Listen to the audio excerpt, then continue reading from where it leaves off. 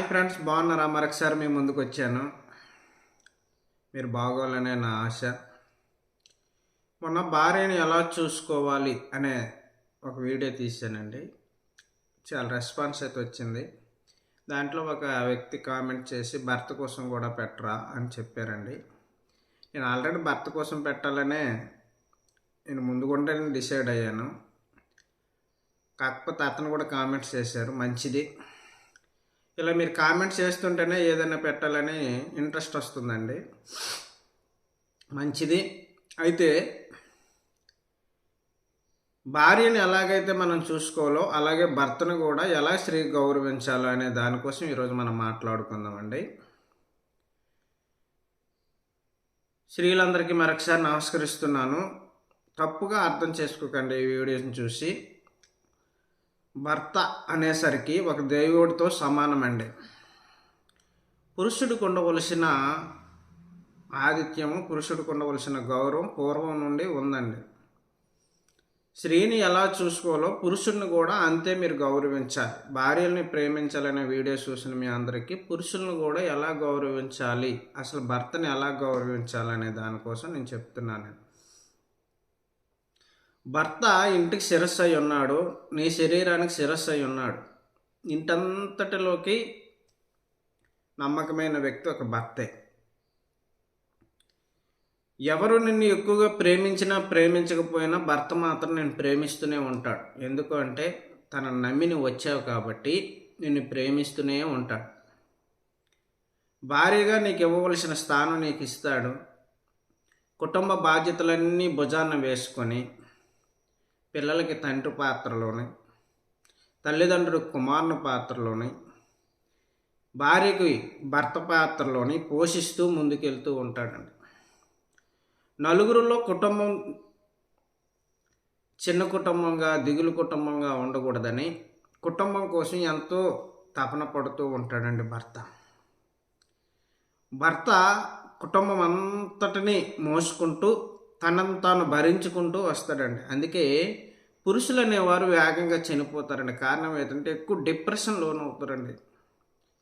స్త్రీల కంటే ఎక్కువగా పురుషులే డిప్రెషన్కి అంటే ఎక్కువ స్ట్రెస్కి లోనవుతారండి. కారణం ఏంటంటే కుటుంబ బాధ్యత అంతా వాళ్ళ మీద ఉంటుంది. పిల్లలు స్కూల్లో చదివించాలన్నా, భార్యకి మంచి పొజిషన్లో ఉంచాలన్నా, తల్లిదండ్రులు సరిగ్గా చూడాలన్నా, తన పని తను చేస్తూ తన ఆరోగ్యాన్ని తను కాపాడుతూ నలుగురిలో చులకన కాకూడదని నిన్నెంతో ప్రేమిస్తూ ఉంటాడండి. అందుకోసము భార్యలైన మీరు భర్తని గమనిస్తూ ఉండాలి. చాలామంది భర్తలు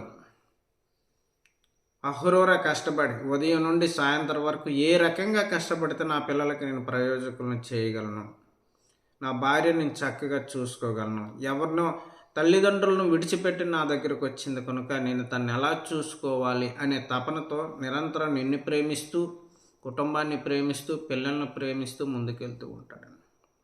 పిల్లలకు బాధలు వచ్చినా తట్టుకోలేడు, తల్లిదండ్రులకి బాధలు వచ్చినా తట్టుకోలేడు, భార్యకు బాధలు వచ్చినా తట్టుకోలేడు. ఈ కుటుంబ వ్యవహారంలో చాలా ఇబ్బందుల్లో భర్త అనేవాడు ఈ కాపురాన్ని లాగుతూ ఉంటాడండి, సంసారాన్ని లాగుతూ ఉంటాడండి. కనుక భర్త పడుతున్న ఆ కష్టాన్ని భార్యలైన మీరు చూసి భర్తని గౌరవించాలి. ఈ కుటుంబ బాధ్యతనంతని, కుటుంబ భారాన్నంతని లాగుతూ ముందుకు తీసుకెళ్తున్న భర్తని కొన్నిసార్లు ఈ ఒత్తిడి వల్ల ఏదైనా ఒక మాట కోపం వచ్చినా, లేదంటే ఎంత ఆయన కోపిగిస్తాడో పిల్లల మీద కానీ భార్య మీద కానీ దానికి ఒక అర్థం ఉంటుంది. మళ్ళీ వెంటనే ప్రేమించే గుణం భర్తకుందండి. భర్త అనేవాడు ఎంత ఓర్పుతోటి ఎంత సహనంతో ఉండాలనుకున్నా ఈ కుటుంబ సమస్యలు బట్టి, వెళ్తున్న వృత్తులు బట్టి, వానుకున్న బిజీ లైఫ్ బట్టి కొన్నిసార్లు ఏదో ఒక మాట వచ్చినప్పుడు భార్యలైన మీరు ఆ మాటను అర్థం చేసుకుని భర్తను ప్రేమిస్తూ అడుగడుగు భర్తను గౌరవిస్తూ మీరు ఉండాలండి. భర్తకి ఏది ఇష్టం, భర్త దగ్గర ఎలా ఉంటే మంచిది, భర్తకి ఎలాంటి భోజనం ఇష్టం, భర్తకి ఎలాంటి వస్త్రాలు ఇష్టం, భర్తకి ఇంట్లో వాతావరణం ఎలాంటిది ఇష్టం అనేది భార్యలైన మీరు తెలుసుకోవాలండి. భర్తను మీరు పరిపూర్ణంగా ప్రేమిస్తేనే స్త్రీకి అనేది ఒక గౌరవం అనేది ఉన్నదండి. భర్తను మీరు పరిపూర్ణంగా ప్రేమించకపోతే స్త్రీకి గౌరవం అనేదే లేదండి. ఎందుకు అంటే భర్తే నీ జీవితానికి ప్రాధాన్యం. భర్త లేని ఎడల నీ బొట్టును తీసివేసినట్లు నీ జీవితం పక్కకు పడేసినట్లే. భర్తకి అనుక్షణము ప్రేమిస్తూనే ఉండాలి, గౌరవిస్తూనే ఉండాలి. ఎందుకు అంటే భర్తే నీ జీవితానికి అందం, నీ జీవితానికి అదే నీ లైఫ్కే అతను ఒక మార్గదర్శకం. కనుక అతని పని నుండి వచ్చేటప్పుడు అతనుకుండే మెంటల్ టార్చర్ బట్టి, అతను చేసిన పనులు బట్టి, వాళ్ళు వెళ్ళే వ్యాపారాలు బట్టి, వాళ్ళు చేస్తున్న ఉద్యోగాలు బట్టి, వాళ్ళు వచ్చే సమయాన్ని బట్టి మీరు భర్తకి అనుకూలంగా మెసులుకోవాలండి. వాళ్ళ కోపమైనా మీరు సర్దుకోవాలి. వాళ్ళకు ప్రేమించినా అర్థం చేసుకోవాలి. చాలామంది భర్తలు భార్యను ప్రేమించి, పిల్లల్ని ప్రేమించి త్వరగా ఇంటికి వచ్చేటప్పుడు మీరు ఇంటికాడ మూడవుట్లో ఉండి, మీరు సీరియల్లోని లేకపోతే తల్లిదండ్రుల గొడవల్లోని, అత్త కోడల గొడవల్లోని ఇలాంటి సమయంలో ఉండేటప్పుడు మీ భర్త ఎంత బాధపడుతూ ఉంటాడండి. మీ భర్తను మీరు ప్రేమించారనుకోండి, నా భార్య చాలా మంచిది, నన్ను ప్రేమిస్తుంది, నన్ను అర్థం చేసుకుంటుందని ఇంకా ఇంకా ఇంకా ఇంకా కుటుంబం కోసం కష్టపడడానికి ముందుకెళ్తాడండి. మీ భర్తకు మీరు సపోర్ట్ చేయాలండి. అతనికి ఏ రకంగా ఉంటే మంచిది, వస్త్రాకారణంలో కానీ, భోజన విషయంలో కానీ, ఇల్లు విషయంలో కానీ, అత్తమామలు చూసుకునే విషయంలో కానీ నువ్వు ఎలా ఉంటే నీ భర్త నీ పెడల ఆనందిస్తాడు. నువ్వు ఎలాంటి పని చేస్తే, ఎలాంటి మాటలాడితే, ఎలాంటి స్వభావం కలిగి, ఎలాంటి వ్యక్తిత్వం కలిగి ఉంటే భర్తకు ఆనందము అనేది నువ్వు చూసుకోవాలండి. భార్యలైన మీరు భర్తను ఎంత ఎక్కువగా ప్రేమిస్తే మీ కుటుంబం అంత ఆరోగ్యంగా, అంత సంతోషంగా, అంత ఆనందంగా, అంత ఐశ్వర్యంతో నింపబడుతుంది. మంచి ఆలోచనలతోనూ, ఆనందంతోనూ, సంతోషంతోనూ, సమాధానంతోనూ భర్త అడుగుజాడల్లో అడుగు వేసుకుంటూ భర్తను పరిపూర్ణంగా ప్రేమిస్తూ ఏ ఒక్క లోపం లేకుండా భర్తను ప్రేమించినట్లయితే నీ జన్మకి ఒక అర్థం ఉంది, సార్థకం ఉంది. మీ భర్తను సరిగ్గా ప్రేమించలేదంటే, నీ భర్త చెప్పిన మాటను అంగీకరించలేదు, భర్త ఒక్కసారి చెప్పారు అంటే జీవితాంతం అది జ్ఞాపకం ఉంచుకోవాలి. తనకు నచ్చంది ఏది ఉందంటే ఒకటి చెప్తాడు. కుటుంబ విషయంలో కానీ, తల్లి విషయంలో కానీ, వంట విషయంలో కానీ, రూము అదే ఇల్లంతటి విషయంలో కానీ, బయట వారి విషయంలో కానీ అతనికి ఒక ఆలోచన ప్రకారం నీకు చెప్పినప్పుడు దాన్ని ఒక్కసారి చెప్పితే జీవితాంతం భర్తను వెంబడించాలి. భర్త కనుక స్త్రీలు మంచివారుగా ఉంటే వాళ్ళు రాజ్యాన్ని వేలుతారు అని ముందు నుండే పూర్వం నుండి మన శాస్త్రాల్లో చెప్పబడి ఉన్నది. నీ భర్తని నీవు పరిపూర్ణంగా గౌరవించాలి, ప్రేమించాలి, విధేయత చూపించాలి, వెంబడించాలి. అది స్త్రీ గొప్పతనం. భర్తకి ఎదురు సమాధానం ఎప్పుడు చెప్పకూడదు. భర్తకి ఏదైనా ఒక ఆలోచన చెప్పాడంటే భర్తకి హేళనగా కొంతమంది చూస్తారు, చులకనగా చూస్తారు, అగౌరవపరుస్తారు. భర్తనమాట చెప్పావులే అనే భావన చూస్తారు.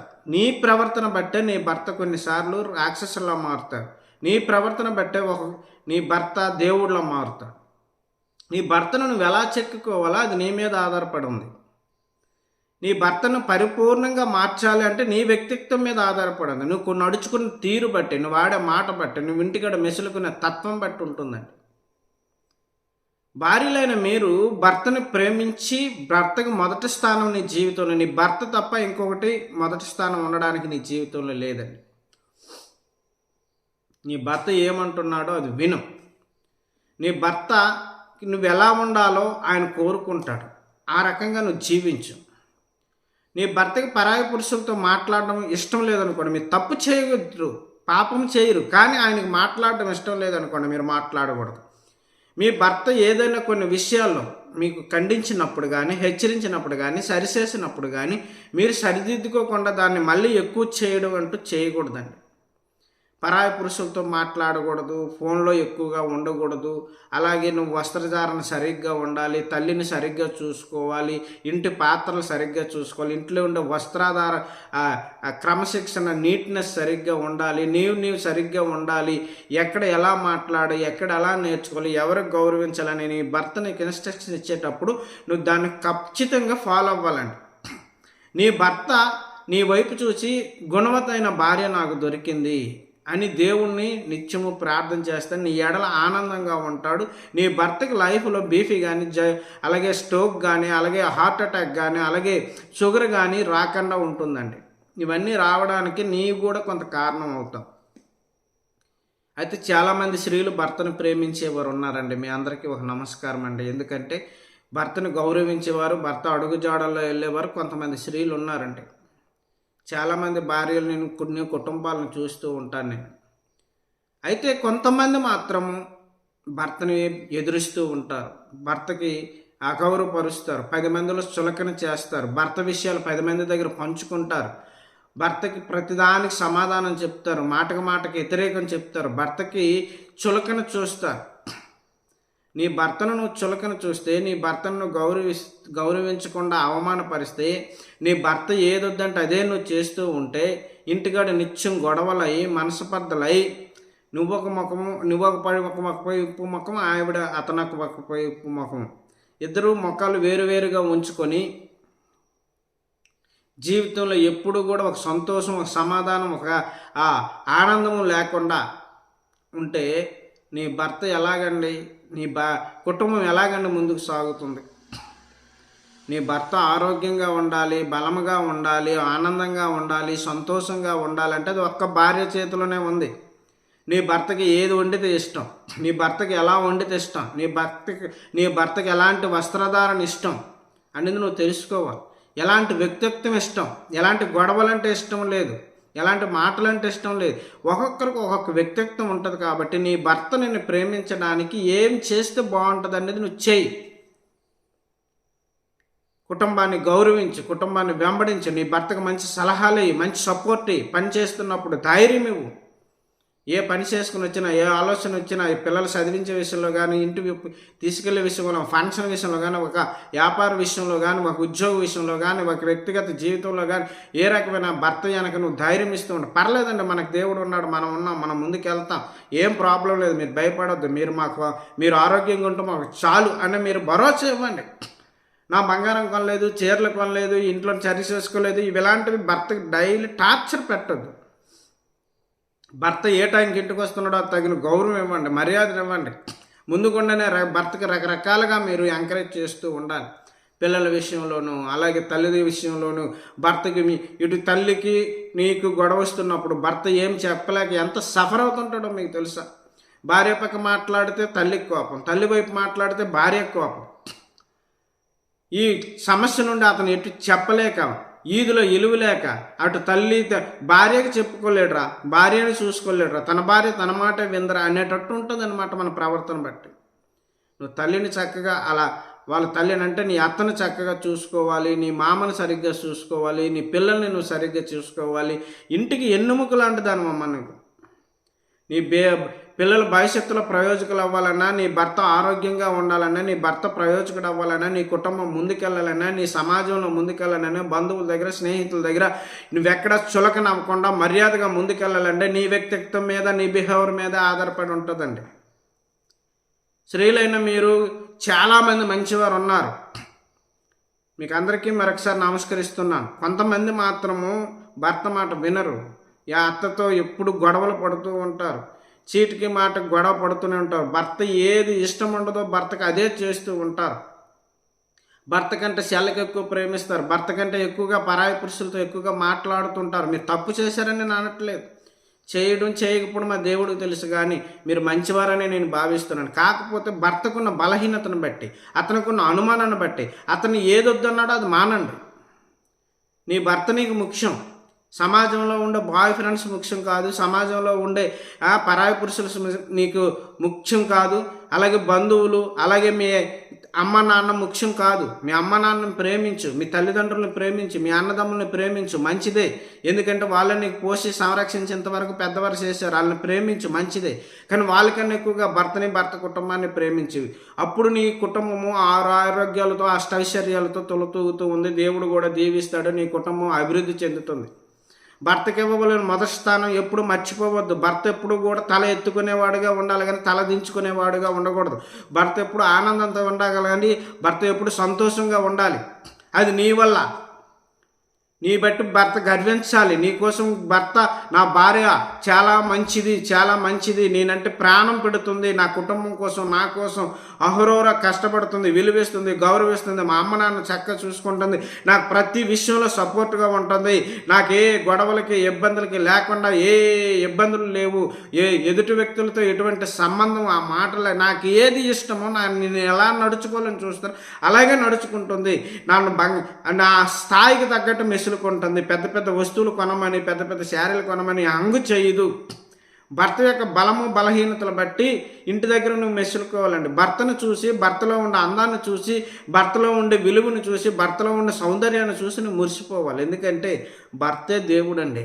సకల శాస్త్రాలు చెప్తున్నాయి. భర్తను నువ్వు మీ సతీ సావిత్రి యొక్క సినిమాలు మీకు తెలుసు, అవన్నీ కూడా సినిమాలు చూశారు, చరిత్రలు ఉన్నాయి. భర్తని ఎంతవరకైనా తీసుకెళ్ళిన భర్త కోసం పతివ్రతలు ఉన్నారు. అయితే ఈ రోజుల్లో నేను అంత పతివ్రతగా ఉండాలని అనట్లేదు, మీరు అందరూ మంచివారే, కానీ ఇంకా కొన్ని లోపాలు ఉన్నాయి. ప్రేమించే విషయంలో లోపం, అడ్జస్ట్ అయ్యే విషయంలో లోపం, సర్దుకునే విషయంలో లోపం, భర్తని ఎలాగ ఎంకరేజ్ చేయాలి, ఎలా ముందుకు తీసుకెళ్ళాలి, అత్తమామల్ని ఎలా మాటలతో, ఎవరైనా ప్రేమతో మాట్లాడి ప్రేమతో అన్నీ చూసుకున్నట్లయితే చక్కగా కుటుంబం వెళ్తుందండి. ఏ గొడవలు ఏ ఇబ్బందులు లేకుండా సంతోషంగా ఉంటుందండి.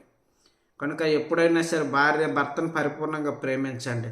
వీడియో లాంగ్ అవుతుంది, ఎక్కువ చేయడానికి మళ్ళీ చూడడానికి ఇబ్బంది అవుతుంది. నెక్స్ట్ ఇది పార్ట్ 1 పార్ట్ 2 చేస్తాను. భర్తను ప్రేమిస్తే ఎన్ని ఉపయోగాలు ఉన్నాయి, కుటుంబం ఎంత ఎత్తుకు ఎదుగుతుంది, ఆ కుటుంబం సమాజంలో ఎలా ఉంటుంది, ఆ ఇల్లు, ఆ హౌస్, ఆ ప్రాంతం ఎలా దీవింపబడుతుంది, ఎలా ఆశీర్వదింపబడుతుంది, ఎలా భర్త పైకి వెళ్తాడు అనేది నెక్స్ట్ వీడియోలో చెప్తాను. భర్తను మీరు ప్రేమించేవారే, నన్ను అపార్థం చేసుకోవద్దు. ఇంకా పరిపూర్ణంగా చిన్న చిన్న లోటుపాట్లు ఉంటే సరిదిద్దుకోవాలన్న ఆశ. నెక్స్ట్ వీడియోలో కలుద్దాం. బాయ్.